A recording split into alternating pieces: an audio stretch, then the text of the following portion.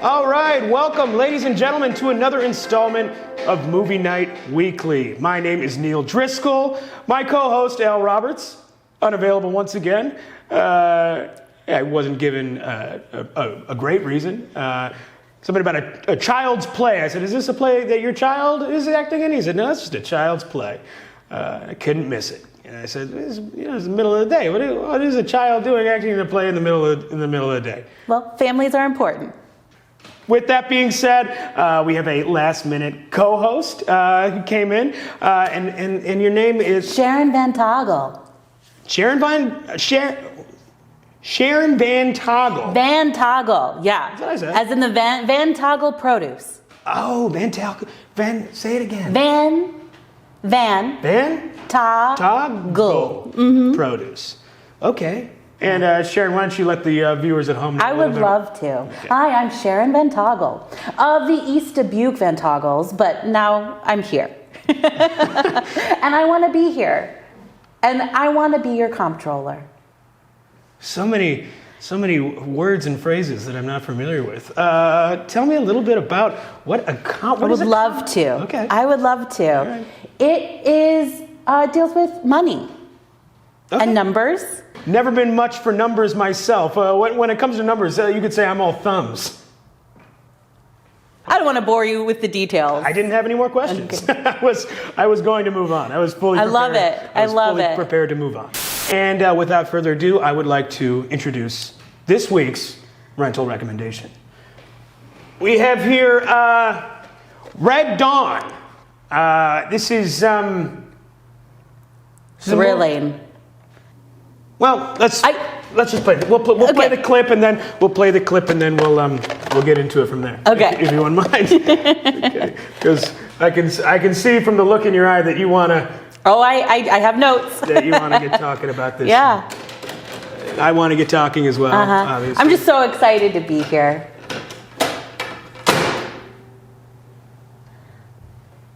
There we go. With all the makings of a super cool action movie and none of the execution, Red Dawn tells the story about a bunch of sexy teenagers who become heroes after the evil and dirty Russians invade America via parachute. Once said invasion happens, these testy teens take refuge in the mountains and decide to fight back. There's lots of shooting and explosions, not to mention a few kissing scenes too. This movie should have been awesome, but instead it sucked. So there you have it. That is Red Dawn in a nutshell. If I may. Yeah, no, of course. I'm sorry, I just like things to be in order. No. That's why we'll be good with your money.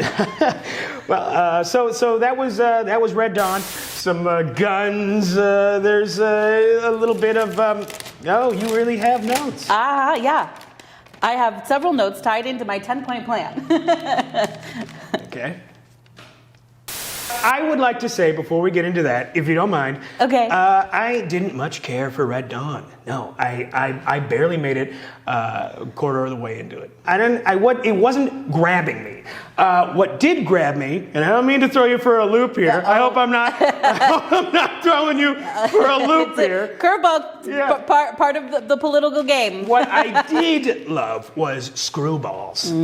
This is a horny sex comedy. This is a romp. As you can see right from the cover, you have a scantily clad woman. Precisely. Her underpants and brassiere. This is a body of a man, and he's grabbing at the brassiere.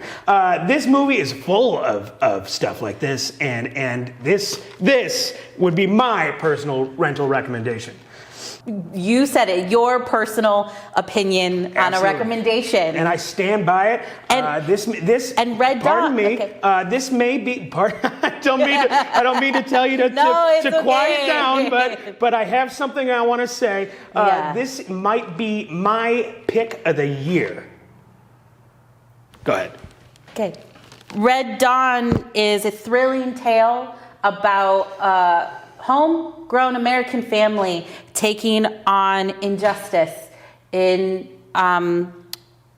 communism, and it feels very similar to my fiscal plan for our city, right? Homegrown, red-blooded American just trying to fight the injustice of high taxes and poor infrastructure. See, and I can't help but hang on to the term red-blooded, because this film, Screwballs, is filled with red-blooded American horny teenagers. And you should see, there's a scene in this movie where they go, hold on, where they go, they play strip bowling. A bunch of guys, a bunch of gals are playing strip bowling.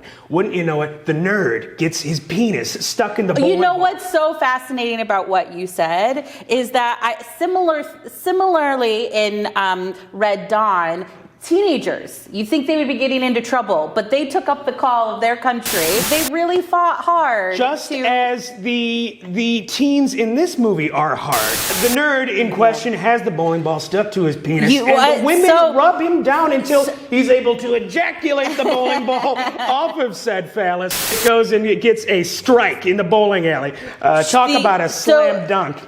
Go ahead. So many slam dunk things that our children in our family-centered neighborhoods need. Basketball courts and safe playgrounds. And you know what we need for that? Money. It's actually on a basketball court where at the end of the movie you're finally able to see the lead female character of Purity Bush's breasts when they are able to remove her clothes using magnets. It's quite the thrilling climax of the film. And I know you seem to like Red Dawn, but I really can't recommend this one enough.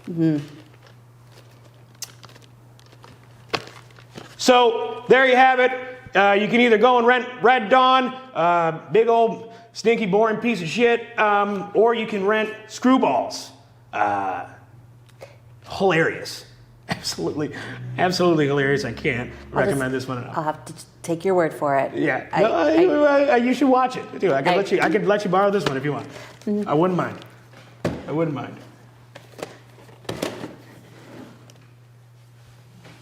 Coming up next week, we have a preview.